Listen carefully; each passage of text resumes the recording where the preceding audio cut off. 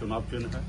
और ये नाव को हमेशा आप लोग हमेशा देखे होंगे कि पानी में चलने का नाव हमेशा काम करता है, लेकिन इस बार आपको बिहार के हर रोड पे जहाँ वीआईपी पार्टी लड़ेंगे वहाँ पे आपको रोड पे चलते हुए दिखेंगे।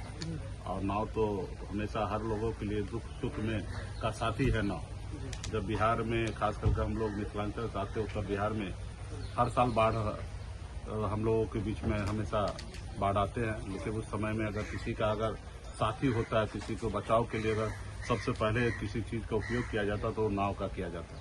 तो इस बार नाव हमारे पास है, वीआईपी पार्टी का चुनाव चिन्ह है। और आप जान ही रहे हैं कि 2025 का चुनाव होना है। कुछ ही दिनों में राज्य में आचार संहिता लागू होगा और पूरे मजबूती से हम लोग महागठबंधन पूरे बिहार में खास करके युवा के लिए, महिला के लिए, गरीब बुजुर्ग के लिए, सामाजिक न्याय के लिए हम लोग लगातार लगे हैं। जो मोदी जी ने 2014 में खास करके लोगों को, युवा को उन्होंने संबोधित किया था, युवा में काफी जोश आया, गरीब, पिछड़ा, दलित सभी में जोश आया कि एक पिछड़ा समाज का बेटा देश का प्रधानमंत्री बनने के लिए जा रहा है। और उन्होंने वादा किया था कि हर साल 2 करोड़ युवा को नौकरी देंगे, विदेश से काला धन लाएंगे, सबके खाते में 15-15 लाख रुपया देंगे, किसान की आय जो है दुगुनी करेंगे। और कई तरह को उन्होंने जितना उनको बोलना था उन्होंने बोला और देश की जनता ने उन पर भरोसा किया।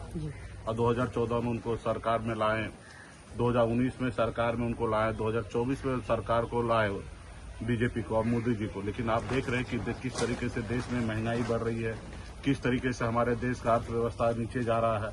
जब मोदी जी आए तो उस समय में हमारे देश में डॉलर जो था 60 का नीचे था और आज डॉलर देखिए कि 90 के आसपास पहुंच चुका है।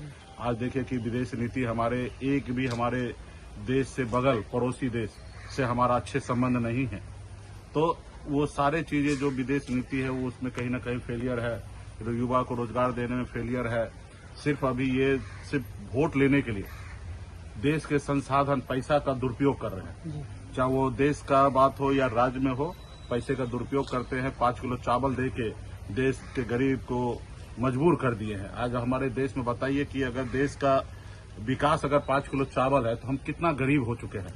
इस देश में ऐसा अकाल का संकट कभी नहीं पड़ा था।